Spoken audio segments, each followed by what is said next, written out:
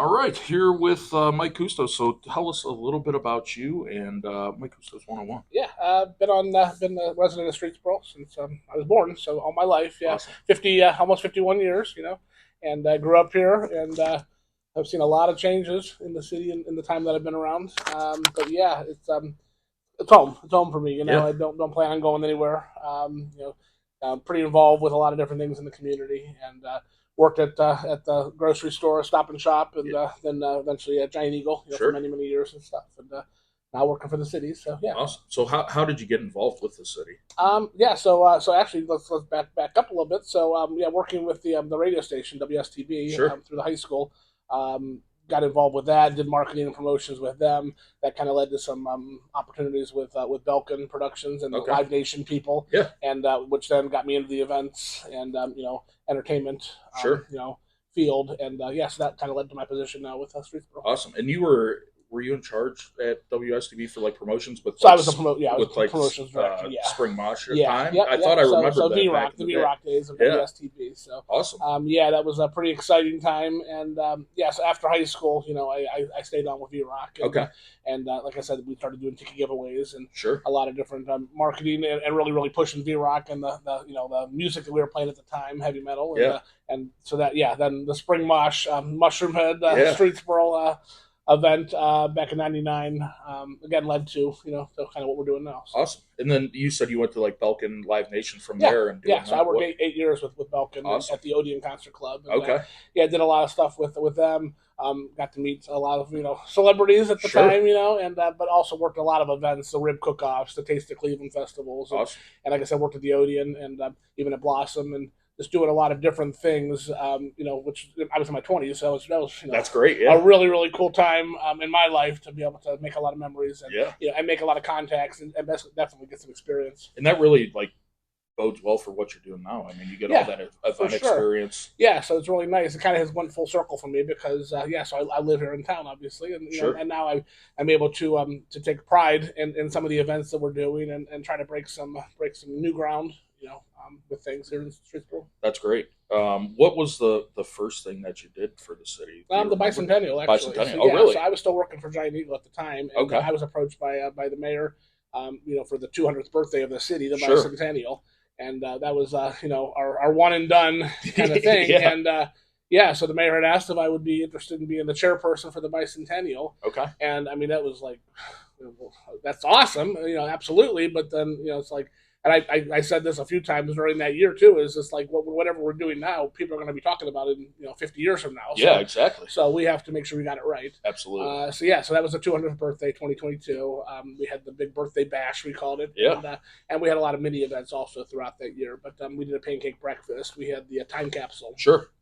Time capsule was buried back in '72 over here in the square. So we had a big event to unearth that Sure. and and open that up at the event, which was pretty cool. Some of the stuff in there was damaged. It wasn't sealed the way it should have been. But once again, it was 1970s. Right. Yeah. Exactly. Yeah, and then we buried a new time capsule, Awesome. which will be dug up, in 50 years from now. And That's great. yeah, but the Bicentennial was a very, very cool experience, and to be able to say that I was a part of that.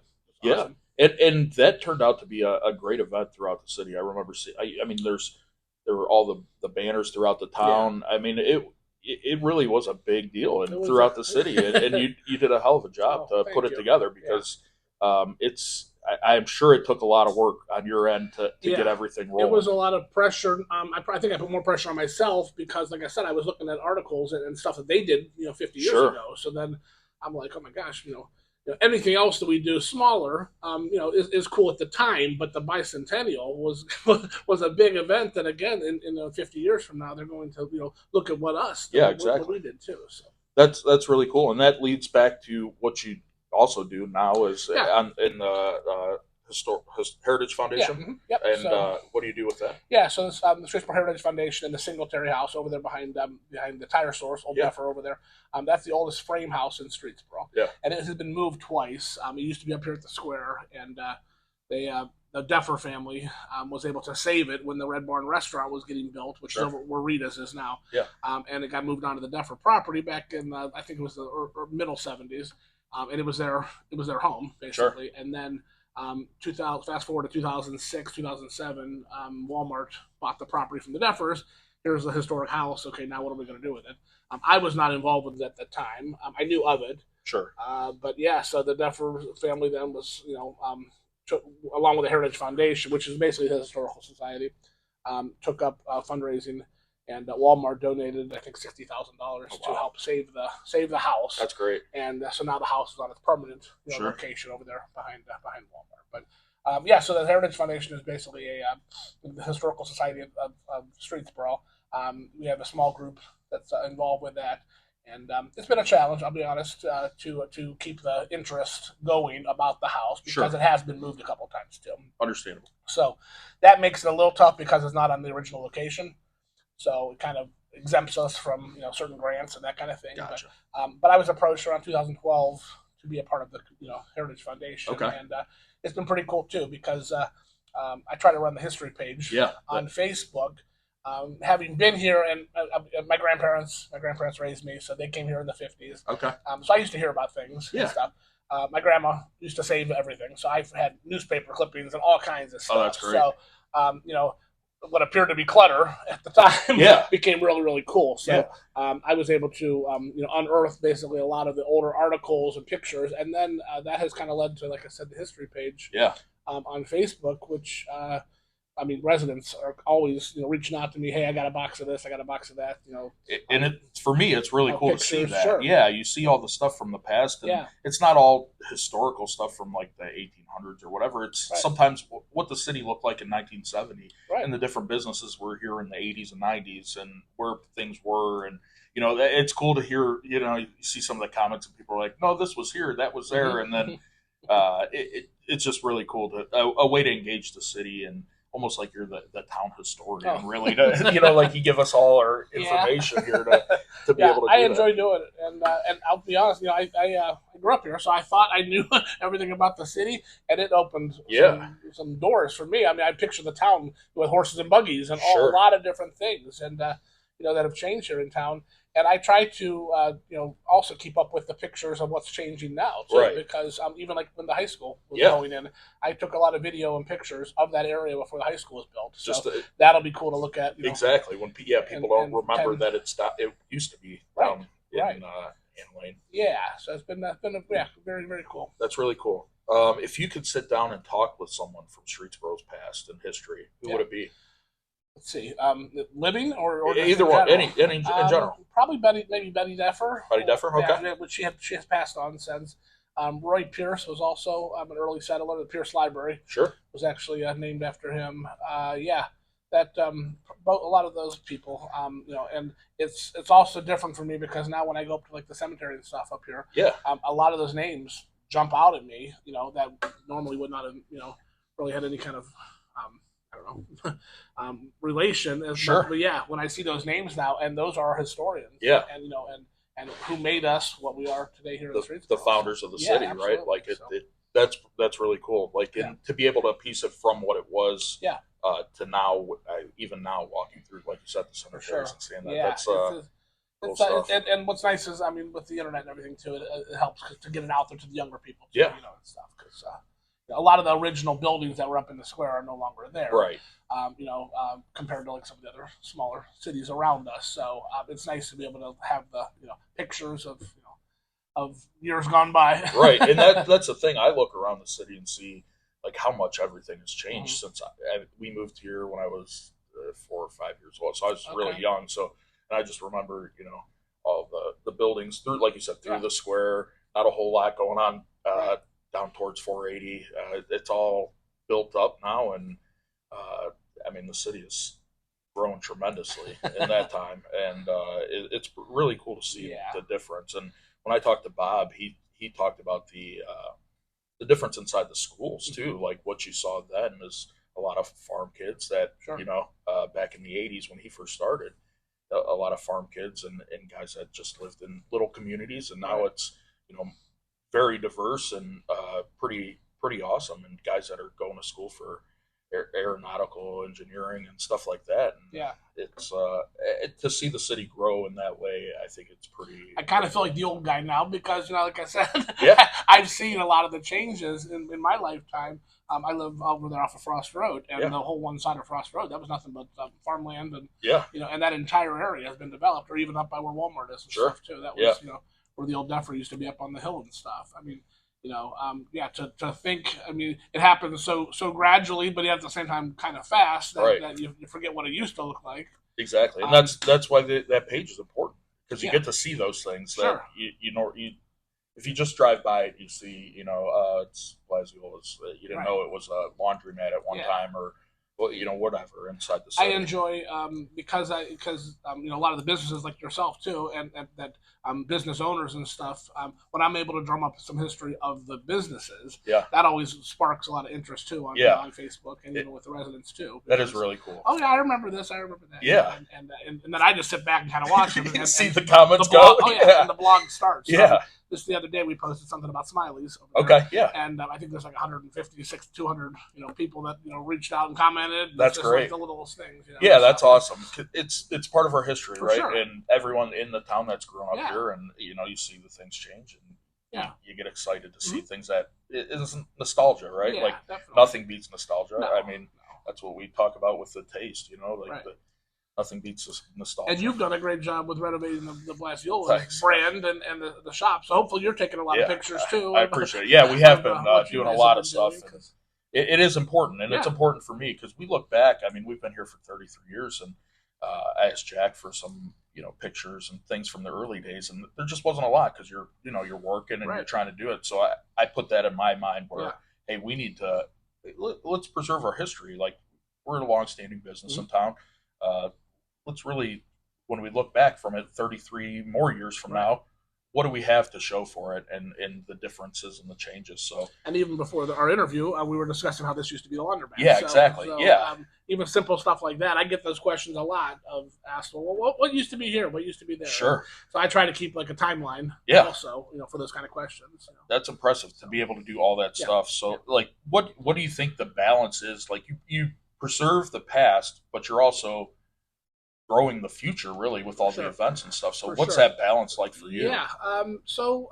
You hear the talk, general conversation in the community of there's nothing for the kids to do, or there's nothing for and you hear the chatter. Sure. And that tells me that there's opportunities there for sure. The new city center is getting built right now. Our splash pad just opened up, around Memorial Day. Yeah. The kids are loving it. Yep. And the city center will be nice too to really, call that home for the city. Have a central location. Even again, people that are going to pass through now won't remember that there was a school there. Right. Exactly. So all of that kind of stuff I think is important. To help continue to grow the city. Yeah. And as we keep progressing, we're trying to add more and more, events and things to do. There's food truck festivals and possibly farmers markets over there at some point. Okay. And even simple stuff like the Christmas lights. We're looking to kind of change that up a little bit. Okay. And, add more to that. When I first took the position as the event coordinator, I wanted to look at the events that we have already established and try to grow off those. Make those bigger. What can we do? What can we add to them? Because those are Santa on the fire truck, or or even like I said, lighting of the square, or trunk or treat is another big one. This past year, 2 years ago, we added some food trucks to the trunk or treat. That's one of our biggest events we do. It's always like the middle of October. Mm-hmm. I think we get close to 2,000 or 3,000 kids. That's awesome. That come to that. We keep adding more and more vendors and growing it. It's in City Park. This past year we had fire dancers and jugglers out there, doing fire stuff. So each year we're trying to add, different things. So also from a marketing standpoint, it sells itself because then if people have a good time, exactly, they're coming back. It makes them want to come back. And it gives you pride inside your city as well. I think that's will lead us into our next thing that's coming up on the 16th of August. It's the Brew and Barbecue Bash. Yes. So this is second year. Second year for the Brew Barbecue Bash. Fourth year for the Beer Fest. So during the Bicentennial, we worked with Leadership Portage. It was an outside group in Portage County. They wanted to do a beer fest, and it was during the Bicentennial. So we had our Muffins baseball game at the time, and So we had the beer bash. I'm sorry, yeah. So the beer fest did the beer end of things, and we handled the vintage baseball game for the Bicentennial. The second year they did it in October of 23. Not quite the attendance that they were looking for. The weather wasn't the greatest. Sure. So when at the end of 23 we had approached them if what was the next year going to look like, and they said, you know what, you guys want to take over the event, and I said sure. Perfect. So at that point, and the mayor had also. Me and him had been talking about barbecue themed, events, and so we rebranded and it became the Brew and Barbecue Bash. Last year was the first year for that. Had a great turnout. It was a big 1 day event. Yeah. So and the weather was good except at the very very end. But yeah. So Ohio, fingers crossed we have a good good weather this year. But yeah, we had a ton of food trucks, a lot of kids activities, music, stage, band. So this year we're bringing a lot of that back, and we have the foam zone for the kids, which is a really cool thing for attraction. A couple bounce houses, some live animals, petting zoo. We're adding monster truck rides to the event this year. I also am working pretty closely with the St. Helen unicycle team out of Geneva, so they're coming up. They're going to do a unicycle show over on the basketball courts. I think we have close to 20 food trucks coming in. I think 13 to 14 different barbecue teams that are competing. That's great. Trophies, awards, ceremony. So it's going to be a big. That's a big deal. Day. Yeah, it'll be a noon to 7 event. So we're taking baby steps as we grow the event. Yeah. The challenge the challenge, but also the advantage for us is that. With it being a 1 day, a lot of the vendors are self-contained, so they're able to, set up, tear down, get in and out. We're not committing them to a 4 day, Jogging County Fair, exactly, event, something like that. So it seems to work out pretty well for them too. Awesome. Yeah. So what is the brew part of it? Do you get? So there's 18, I think close to 18 different craft brewers. Setting up, and they're going to be, So what happens is you buy.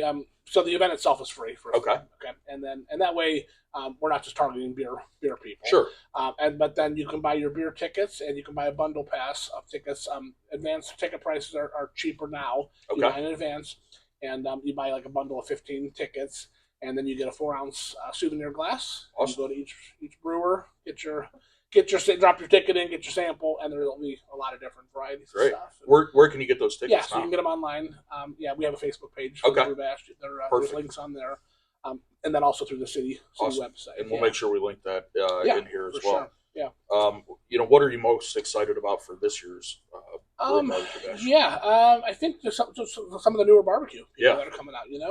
It's nice because we're drawing from guys down in Columbus and Dayton. Some different areas of Ohio. Awesome. So, and then we have some local guys as well. Quite a few local guys too. So the barbecue food trucks will be selling food, and then there's barbecue competitors, which are something separate. Those can be your uncle from down the road that wants to try out his barbecue skills. Very nice. We have 5 different categories: best ribs, best chicken, best sauce, best dessert, and best pork. And then we have a first place and a runner up for those. And then for the food trucks, there'll be People's Choice Awards for that, where the voters, people can vote and try the food there.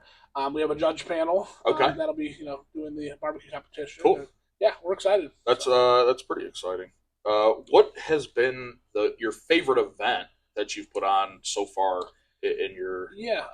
That's a tough question. The Bicentennial obviously was definitely a new one for me. Sure.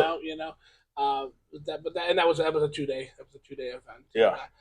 We had and the weather. The weather was perfect leading up to it, and then we just had torrential downpours. Of course, believe me, there were some tears that were flowing while the fireworks were going off, and it was pouring rain. But that was definitely very very cool, because I was also able to get in touch with some of the other production companies that I had worked with in Cleveland and stuff. So we brought some of them people up here for the big stage. And all of that too. So that was very very cool experience for me. So the Brew and Barbecue Bash, that's really going to take over as like the Yeah. city summertime. Well, that'll be. like, I mean, family days. Right. Who has Chuck Kuhstos and Yeah. his family did an awesome job with family They did, days. yeah. You know, obviously with the passing of Chuck, that affected this year's event. Sure. So, my understanding is family days is still coming back next Oh, okay. year. Awesome. That's Great. that's what I believe. So I mean, they have their event that they do, and Great. and it's always a great time. Yeah. I mean, it's Streetsboro. There's a ton going on here, and there's plenty of people, Yeah. and citizens to enjoy, everything that we got going on. Exactly. We'll see. That's great. And then, obviously you said you've been here all your life, 51 years. What does being a part of Streetsboro the community mean to you? I think just the camaraderie of the citizens. I mean, still has that small town feel to it. A lot of people passing through, Sure. for sure. A lot of citizens that aren't from here, originally don't have the roots here. Right. That's important to me to try to at least educate, the ones that are just moving. I have a new neighbor down the road that was just asking me the other day about some things. Okay. Here in town and stuff. So it gives me pride to like I said, I can be the old guy now that can talk about remember when things. So I think that's important. And even trying to get the Heritage Foundation more involved with the schools too, like in the history programs and that kind of thing. To try to get some more exposure to the Singletary House. Absolutely.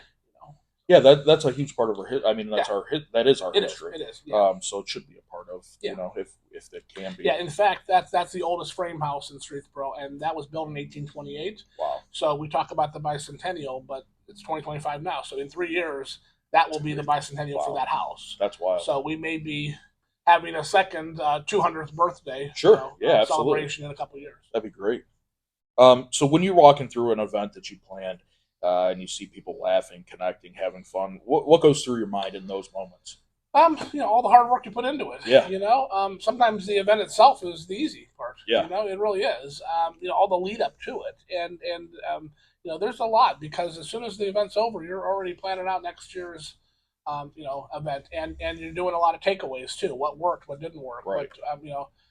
What would you change, and just sit back and listen too, Sure. because they'll tell you.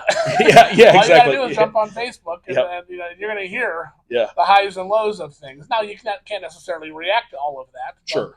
But it definitely is nice. I mean, that's where the internet's kind of nice because you get your real time barometer of what's good, what needs to change. Yeah, so we're looking to, like I said, we're looking to grow and keep growing that event and adding more things. And we've had an amazing amount of baseball tournaments also over at the park. From outsiders that come to town and stuff. So we host a lot of those things. And the city, it seems like it. I mean, every year more and more ramps up, and things are really starting to take place. For sure.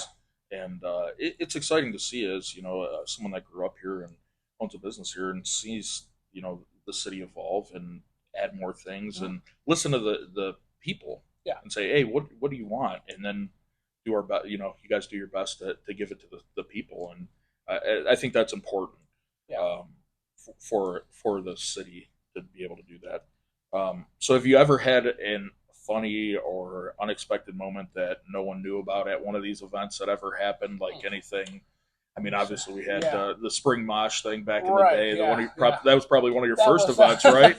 And that was So the radio station, like I said, I graduated from Streetsboro, so at the time V-Rock was playing the heavy metal stuff, and it was the thrash metal, and people were like, oh, Metallica or something, right? But it was really our niche because that's before, you figure that was before XM radio. That was before, so there was no metal station. So it's funny because even when I started at the station, we were known as Streetsboro's only FM. We played top 40 stuff. And nobody was listening to us. I'll be honest. I mean, if the phone rang, we all ran to it because then somebody was out there. And then my senior year is when we switched over to V-Rock. Okay. And, so it was really cool to be there during the V-Rock years, and I mean, watch the station grow. That's and, great. We would get collect calls from actually Portage County Jail. They would call, they would rattle off what song they wanted to hear. That's great. That was always a joke that me and Bob would talk about. Yeah. But yeah, and then of course, when I started working more with Belkin, then my hours weren't in at the radio station. So and then some of the students had approached me about doing doing a concert up there at the high school and Sure. stuff. So and they initially wanted to do it in the football field, and so we were able to dial it back a little bit and planned it out for the high school, Okay. the old high school, Yeah. the middle school. Mushroom Head was the big draw Yeah. in Cleveland at the time. So so we booked Mushroom Head and had the show all ready to go, and then there was some opposition, Sure. and then that caused a little bit of a stink, and then the ACLU got involved, American Civil Liberties Union, Sure. and they got it put back on, and we sold the show out, and everybody was all excited to go to Spring Mosh. Yeah. Everybody's gonna see their heavy metal band in their in their school. That's And great, yeah. and then actually just a couple days before the Columbine shootings happened in Sure. Colorado, and that affected pretty much security at all the schools. So Yeah. at that point, it was best to not do the event. Sure. But yeah, it was funny because we did a documentary. Jim Wino Yep. Productions here in town. We did a documentary in 2019, which would have been the 20-year Yeah. anniversary. And we relived the whole Spring Mosh, event leading up to it, and I got with the band. We interviewed the band again. And all those guys are older guys now, Right, so yeah. they're all but we were all joking